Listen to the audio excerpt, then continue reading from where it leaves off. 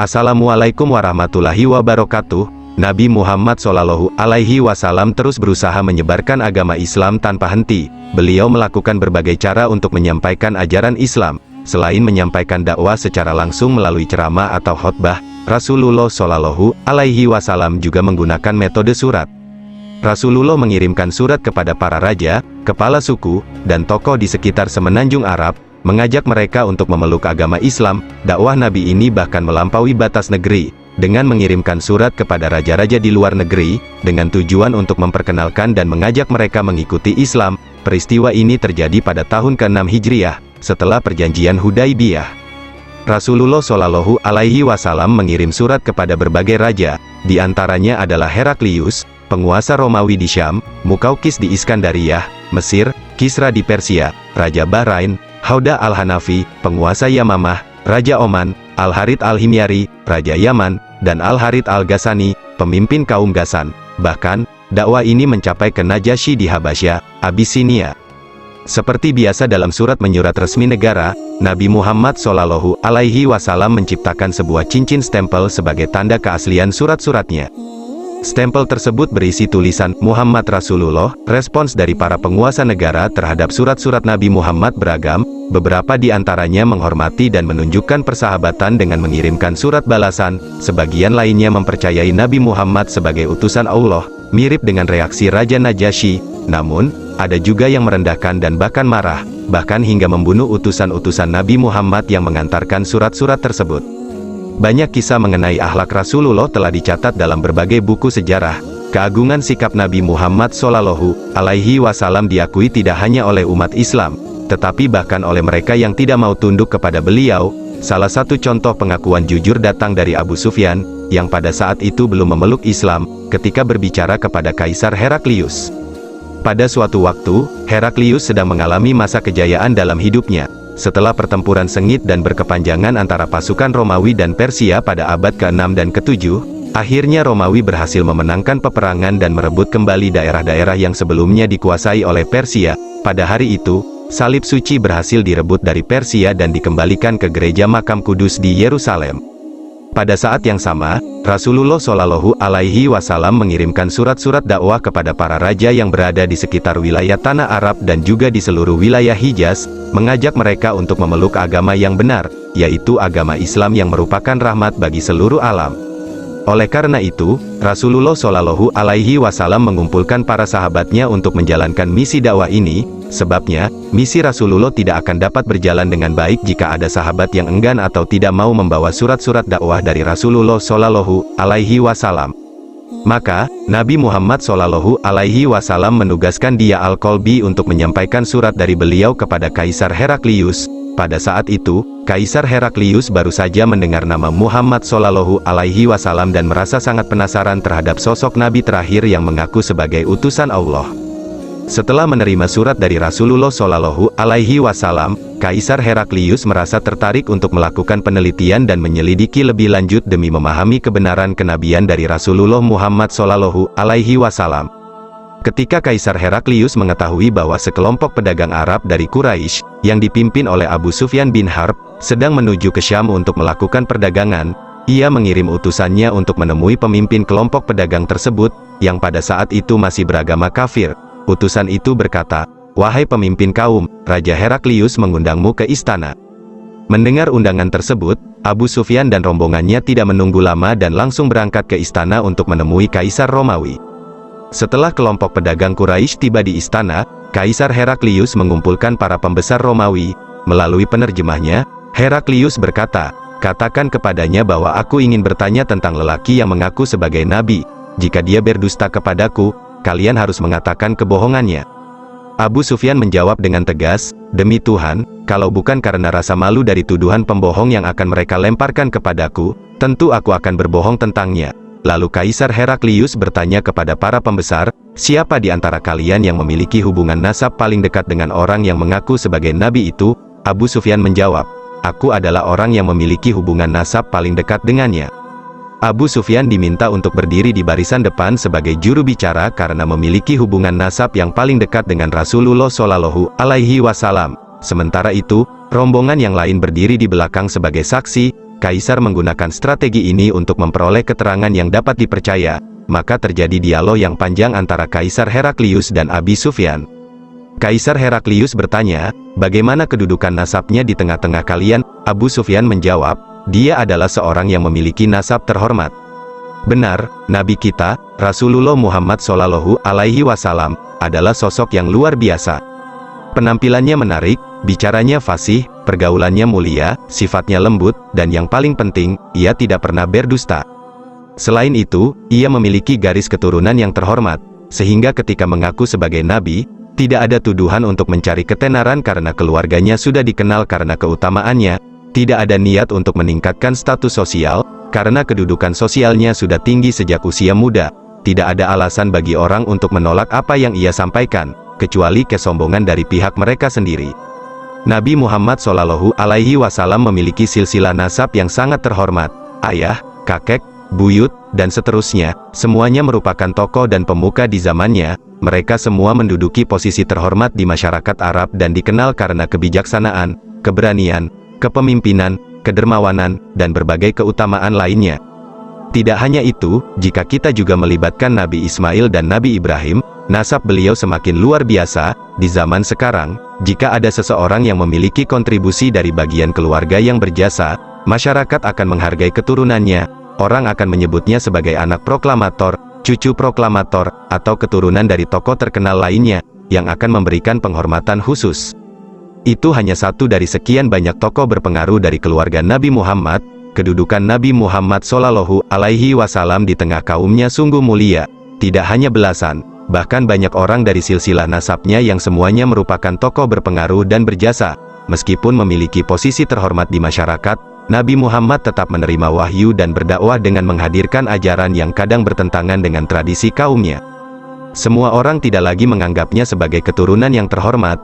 Itulah betapa beratnya tugas dakwah, menyampaikan kebenaran, dan memperbaiki keadaan masyarakat. Baiklah, mari kita lanjutkan kisahnya. Kemudian Heraklius bertanya lagi, apakah ada orang lain yang pernah mengklaim hal yang sama sebelum dia? Abu Sufyan menjawab bahwa tidak ada.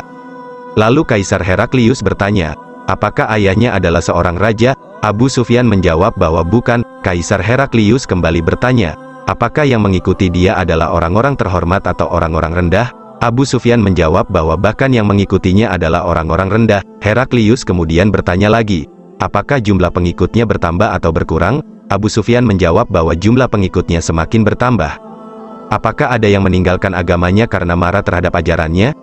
Tanya Heraklius. Abu Sufyan menjawab bahwa tidak ada, bahkan mereka semakin nyaman dengan agamanya.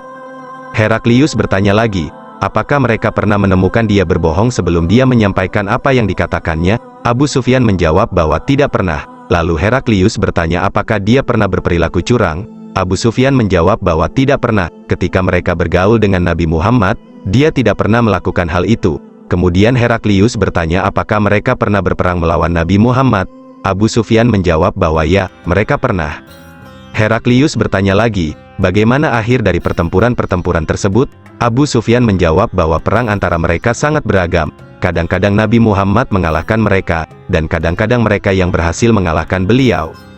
Heraklius melanjutkan dengan bertanya apa yang diperintahkan oleh Nabi Muhammad kepada mereka. Abu Sufyan menjawab bahwa Nabi Muhammad menyuruh mereka untuk menyembah Allah dengan tidak menyekutukannya dengan sesuatu pun, serta meninggalkan ajaran-ajaran dari nenek moyang mereka yang bertentangan dengan ajaran Islam. Selain itu, Nabi Muhammad juga memerintahkan mereka untuk menegakkan salat, menunaikan zakat, berbicara jujur, saling memaafkan, dan menjaga tali silaturahim. Setelah mendengar jawaban dari Abu Sufyan, dengan kecerdasannya, Heraklius menyimpulkan percakapan tersebut dan berkata kepada penerjemahnya, sampaikan padanya bahwa aku telah menanyakan mengenai keturunannya, kamu katakan bahwa dia berasal dari keluarga Bang Shallallahu Alaihi Wasallam. Kemudian aku bertanya, apakah sebelumnya ada orang lain yang pernah mengatakan hal yang sama seperti yang dia katakan? Kamu menjawab bahwa tidak ada. Jika dikatakan bahwa ada orang sebelumnya yang mengatakannya, maka aku akan menganggap bahwa dia hanya meniru orang sebelumnya yang pernah mengatakan hal serupa. Saya bertanya lagi kepadamu, apakah ayahnya ada yang berasal dari keturunan raja? Kamu menjawab tidak. Lalu saya berkata, jika ayahnya berasal dari keturunan raja, tentu dia akan menuntut hak atas kerajaan dari ayahnya. Selanjutnya, saya tanyakan apakah kalian pernah menemukan dia berbohong sebelum dia menyampaikan apa yang dikatakannya. Kamu menjawab tidak. Dari jawaban itu, saya menyimpulkan bahwa jika dia tidak berani berbohong kepada manusia, tentu dia tidak akan berani berbohong kepada Tuhan. Selanjutnya, saya juga menanyakan apakah dia mengikuti orang-orang terpandang atau orang-orang rendah. Kamu menjawab bahwa dia mengikuti orang-orang rendah. Benar, mereka memang menjadi para pengikut Rasul. Kamu juga sudah bertanya apakah jumlah pengikutnya bertambah atau berkurang, dan kamu menjawab bahwa jumlah pengikutnya bertambah. Ini menunjukkan bagaimana iman tumbuh dan berkembang menjadi sempurna di hati mereka. Kamu juga sudah bertanya apakah ada yang murtad karena marah terhadap agamanya, dan kamu menjawab bahwa tidak ada. Ini menunjukkan betapa kuatnya keyakinan mereka terhadap Islam, sehingga tidak ada yang meninggalkannya karena marah atau kekecewaan. Kemudian, kamu juga sudah bertanya apakah Nabi Muhammad pernah berlaku curang, dan kamu menjawab bahwa tidak pernah. Hal ini menunjukkan integritas dan kejujuran Nabi Muhammad dalam menyampaikan ajaran agama Islam. Dan itulah mengapa para rasul tidak mungkin berlaku curang. Aku juga sudah bertanya kepadamu tentang apa yang dia perintahkan kepada kalian. Kamu menjawab bahwa dia memerintahkan kalian untuk menyembah Allah dengan tidak menyekutukannya dengan sesuatu pun dan melarang menyembah berhala. Dia juga memerintahkan kalian untuk menegakkan salat, menunaikan zakat, berbicara jujur, saling memaafkan, dan menjaga tali silaturahim. Jika semua yang kamu katakan ini benar, pasti dia akan menguasai kerajaan yang ada di bawah kakiku ini. Saya benar-benar yakin bahwa Nabi Muhammad tidak ada di antara kalian saat ini. Jika saya tahu cara untuk bertemu dengannya, pasti saya akan berusaha dengan sungguh-sungguh untuk menemuinya. Jika saya berada di sisinya, saya akan mencuci kedua kakinya sebagai tanda penghormatan. Kemudian, Heraklius meminta surat dari Nabi Muhammad yang dibawa oleh Dia Al-Kalbi untuk para penguasa di Basrah. Surat itu diberikan kepada Heraklius, dan ia membacanya dengan seksama. Isinya berbunyi, Bismillahirrahmanirrahim, dari Muhammad, hamba Allah dan utusannya, kepada Heraklius, penguasa Romawi, salam sejahtera bagi orang yang mengikuti petunjuk. Masuklah ke dalam Islam, niscaya kamu akan selamat. Masuklah ke dalam Islam, niscaya Allah akan memberi pahala 2 kali lipat. Jika kamu berpaling, kamu akan menanggung dosa orang-orang Romawi. Wahai ahli kitab, mari kita berpegang pada satu kebenaran, yaitu keyakinan yang sama di antara kita, bahwa kita hanya menyembah Allah dan tidak menyekutukannya dengan sesuatu pun. Tidak ada di antara kita yang menjadikan orang lain sebagai sembahan selain Allah. Jika mereka berpaling, maka katakanlah kepada mereka bahwa kami adalah orang-orang yang berserah diri kepada Allah. Setelah Heraklius menyampaikan apa yang dikatakannya dan selesai membaca surat tersebut, terjadi keriuhan dan kegemparan yang mengusir kami dari tempat itu. Kemudian, aku berkata kepada teman-temanku setelah kami diusir keluar, bahwa dia, Heraklius, mengkhawatirkan kerajaan Romawi karena Nabi Muhammad telah diajak kepada urusan anak Abu Kabsyah. Pada masa itu, aku juga merasa khawatir bahwa Muhammad akan berjaya, namun perasaan tersebut hilang setelah Allah Subhanahu wa Ta'ala membimbingku untuk masuk ke dalam Islam. Dan Ibnu An-Nazur, seorang pembesar Ilya, menceritakan bahwa pada suatu hari ketika Heraklius mengunjungi Ilya, dia tampak sangat gelisah. Beberapa komandan perangnya berkata bahwa mereka meragukan keadaannya. Selanjutnya, Ibnu Nazur menyatakan bahwa Heraklius adalah seorang ahli nujum yang selalu memperhatikan perjalanan bintang-bintang. Dia pernah menjawab pertanyaan para pendeta yang bertanya tentang hal tersebut. Suatu malam, saat Ibnu Nazur mengamati perjalanan bintang-bintang, dia melihat tanda-tanda kelahiran seorang Raja Khitan. Para pendeta menjawab bahwa yang dimaksud dengan Khitan adalah orang-orang Yahudi. Mereka menyarankan Heraklius untuk tidak risau karena orang-orang Yahudi itu. Alih-alih, Heraklius harus memerintahkan agar seluruh orang Yahudi di negeri tersebut dibunuh. Ketika cerita ini disampaikan kepada Heraklius oleh seorang utusan Raja Bani Ghassan yang bertugas untuk mengawasi dan melaporkan tentang Nabi Muhammad, Heraklius memerintahkan agar orang itu diperiksa lebih lanjut. Apakah Nabi Muhammad memiliki ikatan nasab, disunan, dengan keluarga Bang Shallallahu alaihi wasallam atau tidak? Setelah diperiksa, ternyata memang dia memiliki ikatan nasab dengan keluarga Bang Shallallahu alaihi wasallam. Heraklius bertanya kepada orang tersebut tentang orang-orang Arab lainnya, apakah mereka juga memiliki ikatan nasab dengan keluarga Bang Shallallahu alaihi wasallam atau tidak? Orang tersebut menjawab bahwa semua orang Arab memiliki ikatan nasab dengan keluarga Bang Shallallahu alaihi wasallam. Heraklius menyatakan, inilah Raja Umat, sesungguhnya dia telah terlahir. Kemudian Heraklius mengirim surat kepada seorang sahabatnya di Roma, yang memiliki ilmu setara dengan Heraklius, untuk menceritakan tentang kelahiran Nabi Muhammad Shallallahu Alaihi Wasallam. Sementara itu, Heraklius melanjutkan perjalanan ke negeri Himsyah. Namun, sebelum tiba di Himsyah, balasan surat dari sahabatnya telah tiba lebih dulu. Sahabatnya setuju dengan pendapat Heraklius bahwa Muhammad telah lahir dan beliau adalah seorang nabi. Heraklius secara teratur mengundang para pembesar Roma untuk datang ke tempatnya di Himsyah. Setelah semuanya berkumpul dalam majelisnya, Heraklius memerintahkan untuk mengunci semua pintu. Kemudian dia berkata kepada mereka, "Wahai bangsa Rum, apakah Anda semua ingin meraih kemenangan dan kemajuan gemilang, sementara kerajaan tetap berada di tangan kita? Jika iya, bersaksilah bahwa Muhammad adalah seorang nabi." Mendengar perkataan itu, para pembesar Roma itu panik dan berusaha melarikan diri seperti geladak liar. Meskipun semua pintu telah terkunci, melihat keadaan seperti itu, Heraklius kehilangan harapan bahwa mereka akan beriman atau percaya kepada kenabian Muhammad Shallallahu Alaihi Wasallam. Kemudian mereka semua diperintahkan untuk kembali ke tempat masing-masing. Heraklius berkata, "Sesungguhnya perkataan saya sebelumnya hanyalah sebuah ujian untuk menguji keteguhan hati kalian semua. Kini, saya telah melihat betapa teguhnya hati kalian." Setelah itu, mereka bersujud di hadapan Heraklius dan merasa senang atas kebijaksanaannya. Demikianlah akhir kisah tentang Heraklius. Dalam pandangannya, Heraklius melihat bahwa ciri-ciri seorang nabi terdapat pada diri Rasulullah Muhammad Shallallahu Alaihi Wasallam, sesuai dengan apa yang telah dia baca dalam Injil. Namun, cinta terhadap tata kerajaan membuatnya enggan menyatakan keislamannya. Dia menyadari dosa-dosa yang telah dia perbuat dan juga dosa-dosa dari rakyatnya, sebagaimana yang telah dijelaskan oleh Rasulullah Shallallahu Alaihi Wasallam.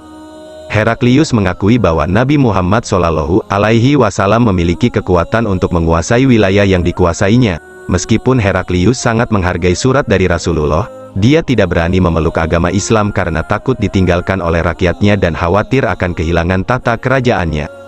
Akibatnya, di dunia Allah Subhanahu wa Ta'ala memperpanjang kekuasaannya, namun di akhirat gelap, dia harus bertanggung jawab atas kekafirannya. Najasyi bisa disebut sebagai tabi'in atau bahkan sahabat, karena hubungannya dengan Rasulullah Shallallahu Alaihi Wasallam berlangsung melalui surat-surat. Ketika Rasulullah wafat, beliau melakukan surat gaib untuk Najasyi, sesuatu yang belum pernah dilakukan sebelumnya. Najasyi, yang juga dikenal dengan sebutan Asama bin Abjar, adalah seorang tokoh besar di kalangan kaum muslimin. Ayahnya adalah raja dari negeri Habasyah, dan dia adalah satu-satunya putra yang dimiliki oleh raja tersebut. Kondisi ini dipandang kurang baik untuk masa depan negeri itu. Beberapa tokoh di Habasyah saling berbicara.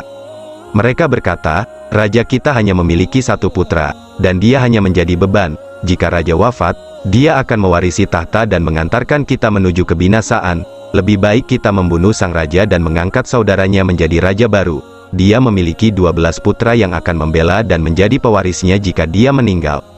Dengan gencar, setan menghasut dan mempengaruhi mereka hingga mereka melakukan pembunuhan terhadap raja dan mengangkat saudaranya sebagai penggantinya. Sekarang, Asamah diasuh oleh pamannya dan tumbuh menjadi pemuda yang cerdas, penuh semangat, ahli dalam berargumen, dan memiliki kepribadian luhur. Dia menjadi andalan pamannya dan diutamakan, bahkan lebih daripada anak-anak pamannya sendiri. Namun, setan kembali mempengaruhi para pembesar Habasyah, yang kembali bermusuhan dengan Asamah. Mereka merasa khawatir bahwa kerajaan bisa jatuh ke tangan Asamah dan bahwa dia akan membalas dendam atas kematian ayahnya. Akhirnya, mereka memohon kepada raja untuk membunuh Asamah atau menyingkirkannya dari kerajaan, karena dia telah tumbuh dewasa dan mereka khawatir akan dendamnya. Mendengar permintaan mereka, raja menjadi sangat marah dan menegur mereka. Dia berkata, "Kalian adalah orang-orang yang jahat. Dahulu kalian membunuh ayahnya, dan sekarang kalian memintaku untuk membunuhnya juga. Demi Tuhan, aku tidak akan melakukannya." Setelah itu, mereka berbicara, "Jika begitu, kami akan mengasingkannya dari negeri ini." Sang raja merasa tidak berdaya menghadapi tekanan dan paksaan para pejabat jahat tersebut.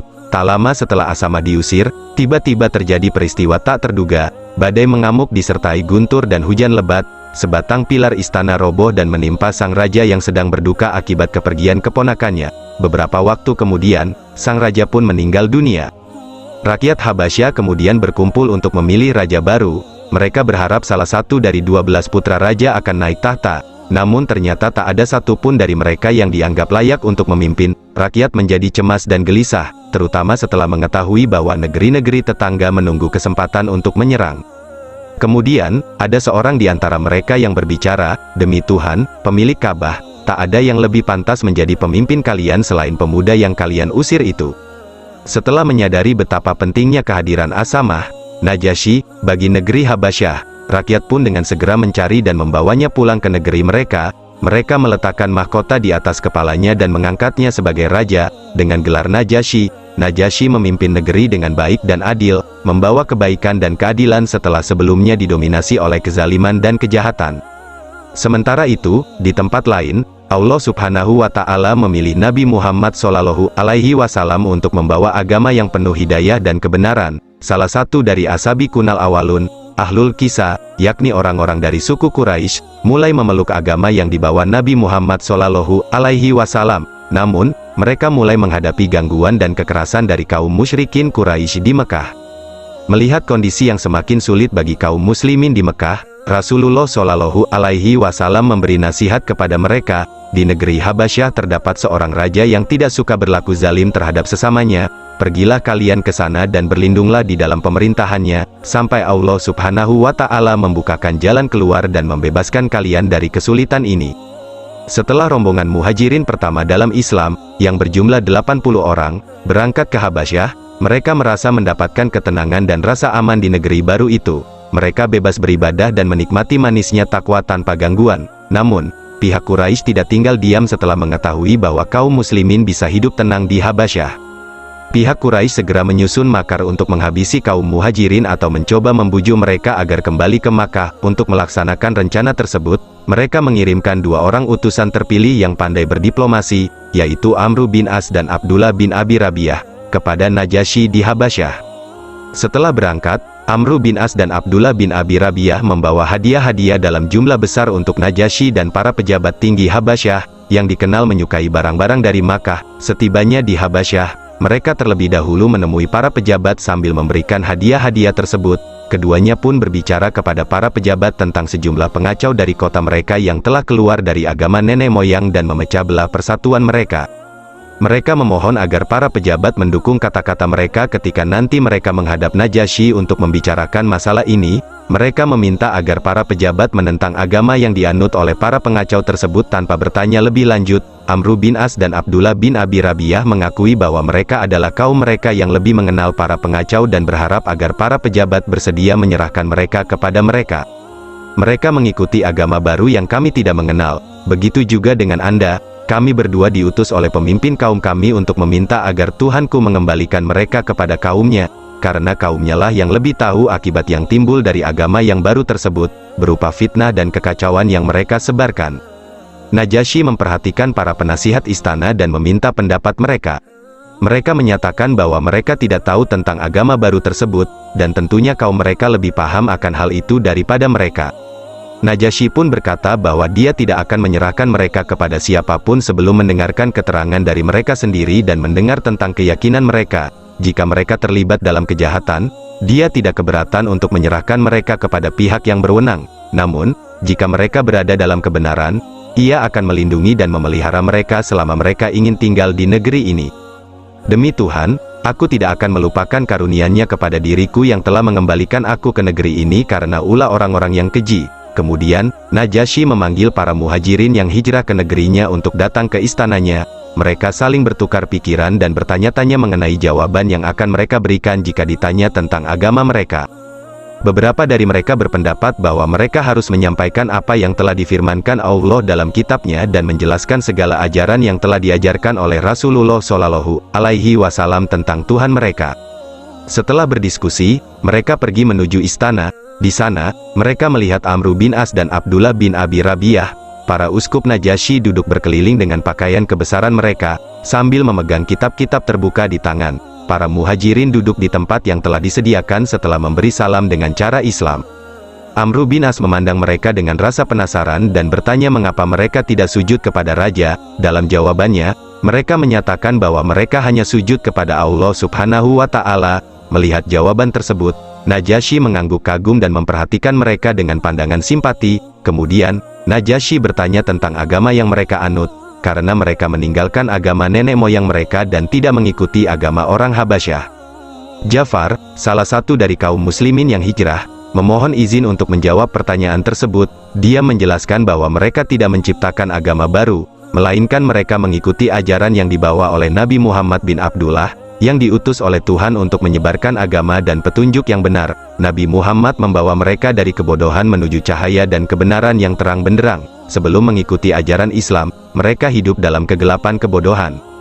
Kami sebelumnya menyembah api, memutuskan hubungan keluarga, memakan bangkai, berlaku zalim, tidak menyayangi tetangga, dan yang kuat selalu menekan yang lemah.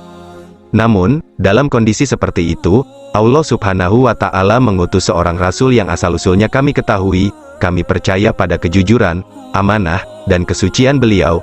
Beliau menyuruh kami untuk menyembah Allah Subhanahu wa Ta'ala, mengajarkan kepada kami ibadah dan mengesahkannya.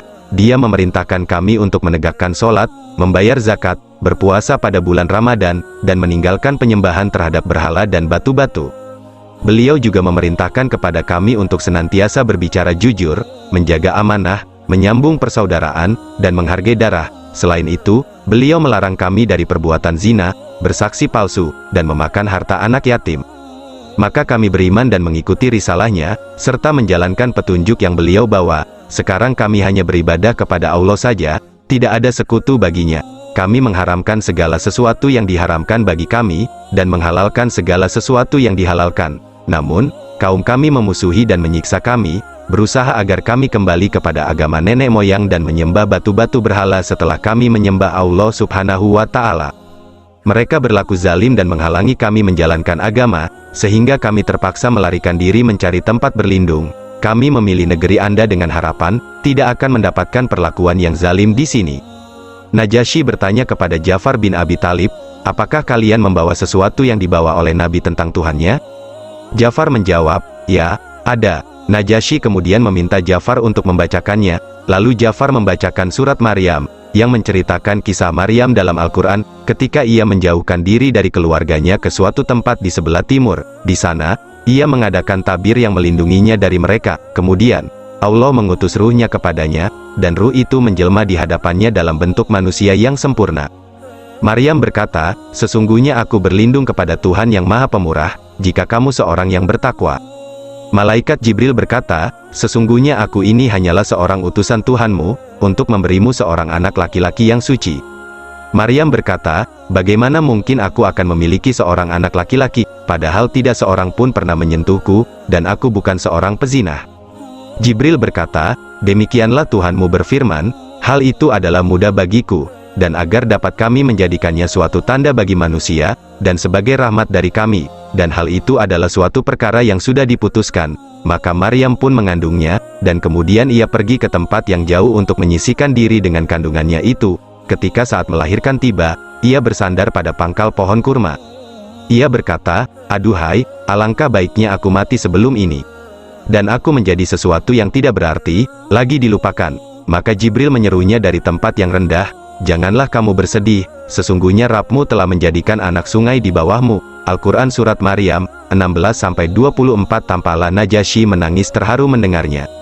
Najasyi memberikan respons tegas kepada utusan Quraisy yang membacakan kisah Nabi Isa dan Maryam, menyatakan bahwa apa yang dibawa oleh Isa bin Maryam dan apa yang diajarkan oleh mereka berasal dari sumber yang sama. Ia bersumpah dengan Allah bahwa dia tidak akan menyerahkan kaum muslimin tersebut kepada mereka selama dia masih hidup. Setelah itu, pertemuan pun dibubarkan, dan Najasyi bangkit dari tempat tersebut. Amru bin As keluar dengan perasaan marah. Dia berencana untuk menghadap Najasyi lagi keesokan harinya dan berusaha memprovokasi amarahnya sampai ke dasar hati sehingga dia menghabisi kaum muslimin tersebut. Abdullah bin Abi Rabi'ah mencoba mencegahnya, mengingat mereka masih keluarga mereka meskipun berbeda paham. Namun, Amru tetap bertekad untuk mengatakan sesuatu yang buruk tentang kaum muslimin dan menuduh mereka menyembunyikan sesuatu mengenai Nabi Isa bin Maryam. Mereka telah menuduh Isa dan menyatakan bahwa Isa hanyalah seorang hamba. Sesuai rencana, keesokan harinya, Amru bin As menghadap Najasyi dan memberi laporan bahwa kaum muslimin telah menguraikan sesuatu tetapi menyembunyikan banyak hal lainnya, dan mereka juga menyatakan bahwa Isa adalah hamba Allah. Kaum muslimin kemudian dipanggil kembali ke istana. Najasyi menanyakan kepada mereka apa yang mereka katakan tentang Isa bin Maryam. Ja'far dengan lugas menjawab bahwa mereka mengatakan apa yang diajarkan oleh Nabi Shallallahu Alaihi Wasallam, yaitu bahwa Isa adalah hamba dan utusan Allah. dan merupakan kalimatullah yang diletakkan kepada diri Maryam, seorang perawan yang suci. Najasyi menegaskan bahwa tidak ada satupun pendapat mereka yang salah tentang Isa AS, dan dia tak peduli dengan bisikan-bisikan para uskup yang mengingkarinya. Kemudian dengan tegas, Najasyi mengumumkan bahwa mereka boleh tinggal dengan aman di negerinya. Amru bin Umayyah ad-Damari sampai di hadapan Najasyi. Ia memberi salam dengan cara Islami, dan Najasyi menjawab dengan sopan dan ramah.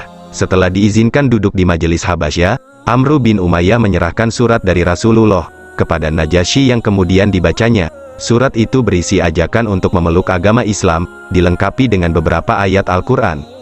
Najasyi menghormati surat tersebut dengan menempelkannya di kepala dan matanya. Setelah itu, dengan tulus, dia menyatakan keislamannya di hadapan para hadirin. Setelah mengucapkan syahadat, dia berkata, "Kalau saja aku mampu, aku akan datang menghadap Rasulullah, dengan langkah kaki demi langkah kaki, untuk duduk di hadapannya dan membasuh kedua kakinya sebagai tanda penghormatan dan rasa cintaku kepada beliau." Kemudian, Najasyi menulis surat jawaban yang singkat kepada Rasulullah, yang berisi pernyataan bahwa dia menerima dakwah dan mengimani kenabian Rasulullah. Selanjutnya, Amru bin Umayyah menyampaikan surat kedua dari Rasulullah, yang meminta Najasyi menjadi wakilnya untuk melaksanakan pernikahan dengan Ramlah binti Abu Sufyan, salah satu dari rombongan muhajirin yang juga berada di Habasyah.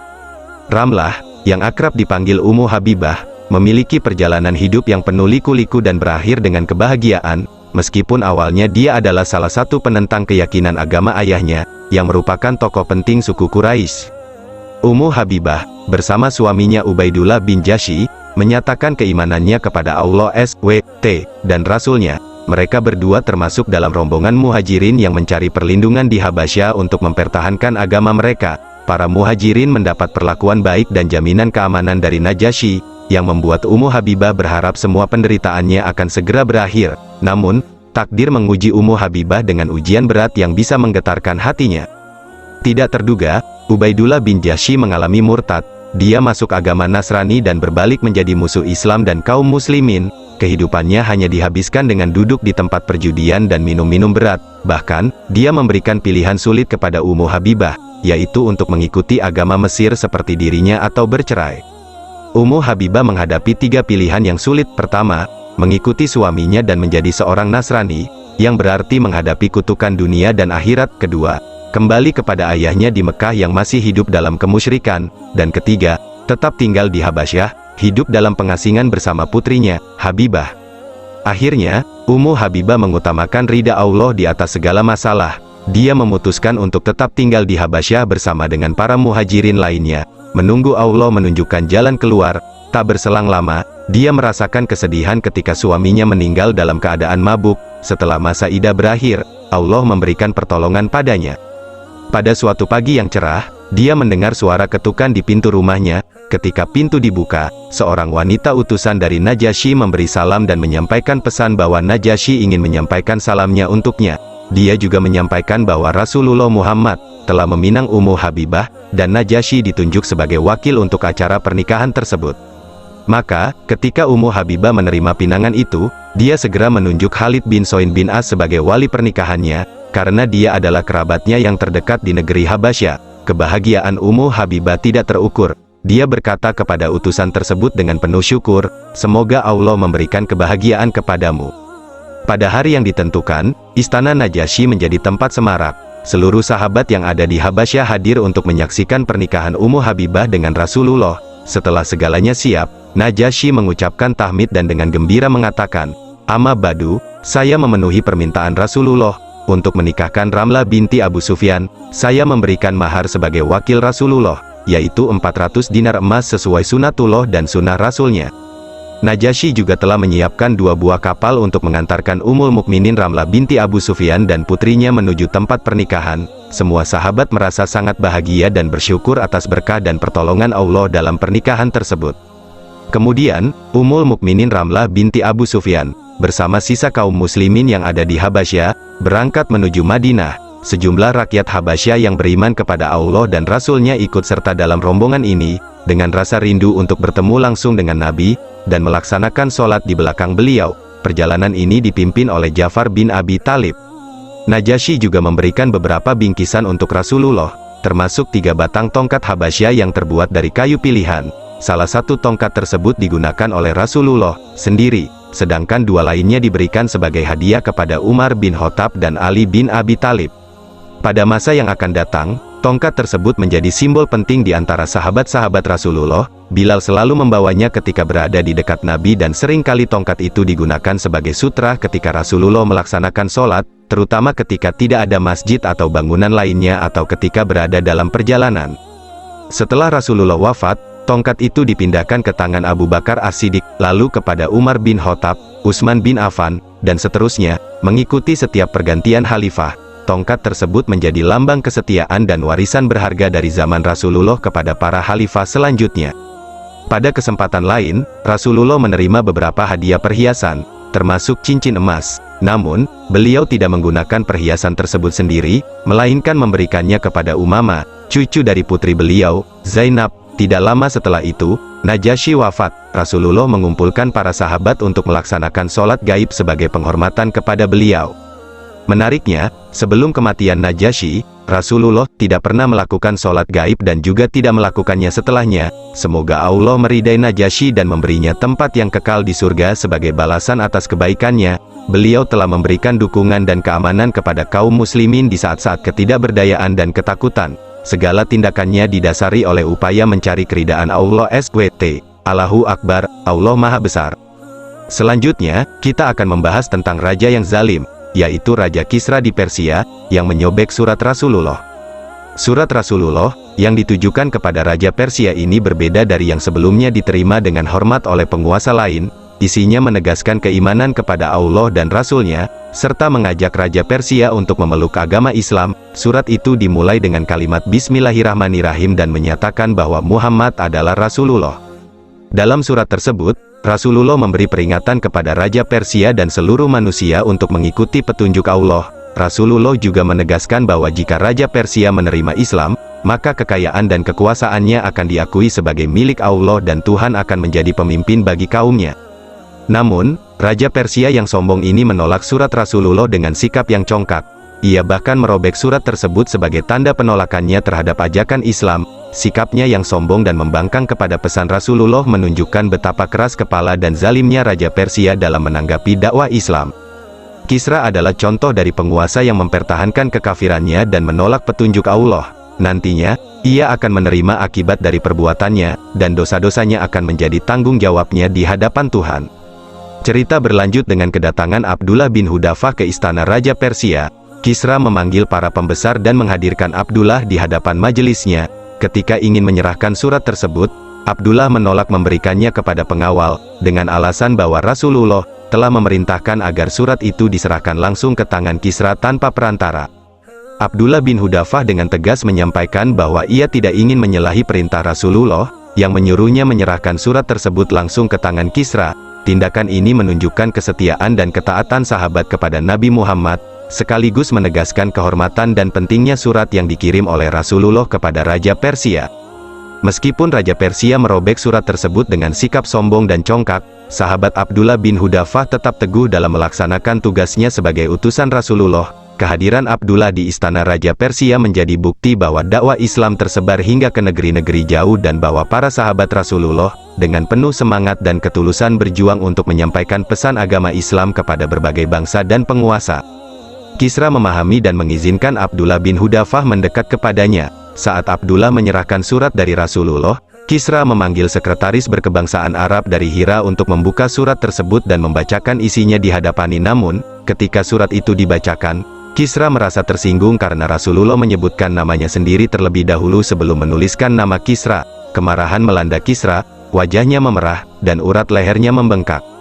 Tanpa mengetahui isi selanjutnya, Kisra merebut surat dari tangan sekretaris dan menyobeknya. Ia menyatakan bahwa Rasulullah berani menulis seperti itu padanya, seolah-olah dia adalah budak dari Rasulullah. Kemudian, Kisra memerintahkan agar Abdullah bin Hudafah diusir dari majelisnya, dan Abdullah pun meninggalkan tempat itu. Setelah itu, Kisra memerintahkan badan, yaitu gubernur Persia, yang bernama Diaman, untuk membawa Nabi Muhammad ke hadapannya. Kisra merasa tersinggung dan marah atas isi surat dari Rasulullah, dan dia ingin menghadapkan Rasulullah untuk memberikan penjelasan atau menghadapi konfrontasi langsung. Setelah itu, Badan menugaskan 2 orang bawahannya untuk pergi ke Madinah dan menemui Rasulullah. Kedua utusan tersebut membawa sebuah surat dari Kisra yang berisi permintaan agar Rasulullah datang ke hadapannya, seakan-akan Kisra menganggap dirinya lebih tinggi dari Rasulullah. Ketika kedua utusan tiba di Madinah dan bertemu dengan Rasulullah, salah seorang dari mereka dengan sombong mengancam dan mengatakan bahwa Kisra, sang raja dari para raja, telah mengirim surat kepada Raja Badan untuk menyuruh Tuhan datang kepadanya. Mereka kemudian menyerahkan surat tersebut kepada Rasulullah. Setelah membaca isi surat, Rasulullah tersenyum dengan bijaksana menanggapi isi surat tersebut. Meskipun Kisra menyombongkan diri dengan menggunakan kata-kata yang berlebihan, Rasulullah tetap menanggapi situasi tersebut dengan bijak dan penuh kesabaran. Kemudian Rasulullah meminta mereka untuk menemuinya lagi pada keesokan harinya. Rasulullah bersabda, "Kembalilah kalian dan datanglah besok supaya aku kabarkan kepada kalian apa yang aku ingin kabarkan." Pada saat yang sama, di Persia terjadi pemberontakan besar-besaran yang diprakarsai oleh putra Kisra sendiri, yaitu Siruyah atau yang memiliki nama Manur Kikubat, di barat dikenal dengan nama Kafat. Dikisahkan saat itu pada malam hari, para prajurit penjaga malam ataupun Hurasni Madain yang biasanya menyerukan nama raja yang berkuasa ketika melewati jalan-jalan, malah menyebutkan nama Siruyah ketimbang Kisra, yaitu Raja Abrawis. Tanda-tanda kudeta yang berbahaya telah muncul. Kudeta tersebut tidak hanya menyasar Raja Kisra, namun juga putranya, Siruyah. Siruyah melakukan tindakan yang sangat keji dengan membunuh seluruh anggota keluarga laki-laki, kecuali putranya sendiri yang bernama Ardasir. Diperkirakan sebanyak 15 hingga 18 orang keturunan Anusirwan menjadi korban pembantaian ini, termasuk yang dewasa dan bahkan anak-anak pun tidak luput dari kekejaman tersebut. Kondisi ini menunjukkan betapa brutalnya situasi di Persia akibat peristiwa kudeta tersebut. Menurut kitab Tuarik al-Rusul wa al-Mulu, karya Al-Tabari, pada hari setelah Siruyah membunuh saudara-saudaranya, 2 saudari perempuannya yang selamat, yaitu Buran dan Adar Mirdut, mendatanginya dan menghina serta mencaci dia dengan kasar. Mereka menegurnya karena keserakahan dan keinginannya untuk mendapatkan tahta kerajaan yang belum kokoh, yang menyebabkannya membunuh ayahnya dan semua saudara laki-lakinya, tindakan yang dianggap tidak bermartabat.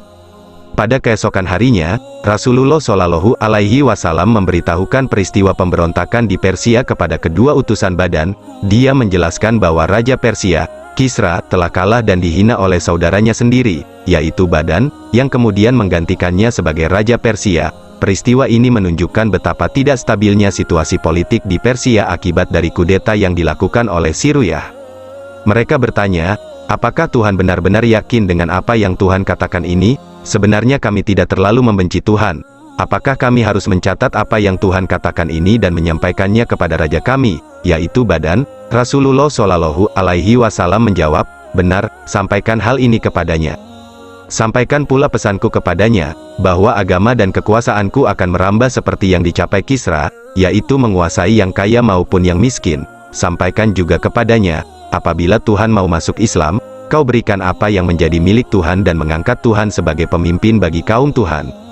Kedua utusan itu segera kembali menemui Badan dan menyampaikan pesan Rasulullah Shallallahu Alaihi Wasallam. Tak lama kemudian, datang sebuah surat kepada Badan yang memberitakan bahwa Kisra telah tewas. Dalam surat itu, Siruyah berkata kepada Badan, waspadalah terhadap orang yang telah dikirimi surat oleh ayahku itu, yaitu Rasulullah, dan janganlah engkau menyerangnya sebelum ada perintah dariku. Al-Hadri dalam Muhadarat Tarikul Umam Al-Islamiyah, dan Ibn Hajar Asqalani dalam Fathul Bari, seperti yang dikutip oleh Syekh Syafir Rahman, menyatakan bahwa peristiwa ini akhirnya menerangkan Badan beserta rakyatnya di Yaman untuk masuk Islam. Sebelum Siruyah membunuh Kisra, salah seorang tokoh negarawan Persia datang kepada Siruyah setelah dia menggulingkan ayahnya, dan berkata kepadanya, tidaklah pantas bagi kita memiliki 2 orang raja. Apakah engkau akan membunuh Kisra, dan kami akan menjadi hambamu yang setia dan patuh, atau kami akan menggulingkanmu dan memberikan kesetiaan kami kepadanya, seperti yang selalu kami lakukan sebelum engkau mendapatkan tahta kerajaan? Kata-kata tersebut menimbulkan ketakutan di hati Siruyah. Siruyah memerintahkan agar Kisra dipindahkan dari istana pemerintah ke rumah seorang pria bernama Marasvan. Selanjutnya, Al-Tabari menceritakan bahwa Siruyah membuat berbagai tuduhan kejahatan terhadap Kisra dan memerintahkan Mi-Hurmuz, salah seorang putra pejabat Persia, untuk membunuhnya. Namun, ironisnya, Siruyah akhirnya mengeksekusi Mi-Hurmuz juga atas tuduhan pembunuhan ayahnya. Selanjutnya, Siruyah mengeksekusi seluruh anggota keluarganya yang laki-laki. Meskipun tindakan tersebut menunjukkan kesetiaan yang luar biasa, namun akibat menyobek surat Rasulullah Shallallahu Alaihi Wasallam, kerajaan Persia menjadi kacau dan hancur. Akibat perbuatan mereka sendiri, semua ini merupakan akibat dari kemurkaan Allah. Dalam kisah ini, Nabi Shallallahu Alaihi Wasallam telah mengetahui tentang kebinasaan Raja Persia karena berani menyobek surat beliau dan tidak menghormati beliau. Rasulullah Shallallahu Alaihi Wasallam mengetahui hal ini karena Allah telah menetapkan untuk membinasakan orang yang membenci Rasulnya. Peristiwa ini menjadi salah satu contoh kesempurnaan mukjizat, yaitu terjadinya permusuhan di antara komponen umat yang berada dalam satu rumah, seperti yang dinyatakan dalam firman Allah dalam surat Al-Maidah ayat 64, dan kami timbulkan permusuhan dan kebencian di antara mereka sampai hari kiamat. Perbandingan dapat dilakukan dengan penguasa Bizantium, yaitu Raja Heraklius, yang juga mendapat surat yang sama dari Rasulullah. Setelah membaca surat Nabi, Heraklius awalnya terlihat mempercayai kebenaran yang dibawa oleh Nabi Muhammad. Namun, akhirnya situasi berubah dan permusuhan pun timbul. Semua ini menjadi bukti betapa kuasa Allah dalam menentukan nasib dan peristiwa-peristiwa yang terjadi dalam kehidupan manusia. Para pembesar dan rakyat Bizantium tidak menghendaki agar Raja Heraklius menjadi seorang Muslim, sehingga ia tetap mempertahankan agamanya yang sebelumnya, yaitu Kristen. Dalam satu kesempatan, Heraklius berbicara dengan Abu Sufyan bin Harb tentang Nabi Muhammad. Heraklius mengajukan beberapa pertanyaan tentang Nabi Muhammad, mulai dari nasab hingga akhlaknya. Abu Sufyan mengonfirmasi semua pertanyaan tersebut. Dalam hadis riwayat Bukhari dan Muslim, Heraklius mengakui bahwa Rasulullah Shallallahu Alaihi Wasallam akan muncul, tetapi ia tidak menyangka bahwa Nabi Muhammad berasal dari bangsa Arab Mekah. Ia menyatakan keinginannya untuk bertemu dengan Nabi Muhammad dan mencuci kedua kakinya jika diberi kesempatan. Rasulullah Shallallahu Alaihi Wasallam telah menulis surat kepada Raja Persia dan Raja Romawi, namun keduanya tidak masuk Islam. Meskipun demikian, Raja Romawi memuliakan surat Rasulullah Shallallahu Alaihi Wasallam dan utusan beliau, dan negerinya tetap kuat dan stabil. Dikatakan bahwa kerajaan itu tetap ada pada keturunan Raja Romawi hingga saat ini. Sebaliknya, Raja Persia yang merobek surat Rasulullah Shallallahu Alaihi Wasallam dan menghina beliau menghadapi kehancuran yang menyeluruh. Kerajaannya hancur dan tidak lagi ada kerajaan Persia setelah itu. Ini menunjukkan bahwa siapapun yang membenci dan memusuhi Rasulullah Shallallahu Alaihi Wasallam pasti akan menghadapi hancuran dan kebinasaan dari Allah. Semoga informasi ini bermanfaat dan memberikan pengetahuan yang baik. Semoga Allah memberikan rahmat dan berkahnya. Assalamualaikum warahmatullahi wabarakatuh.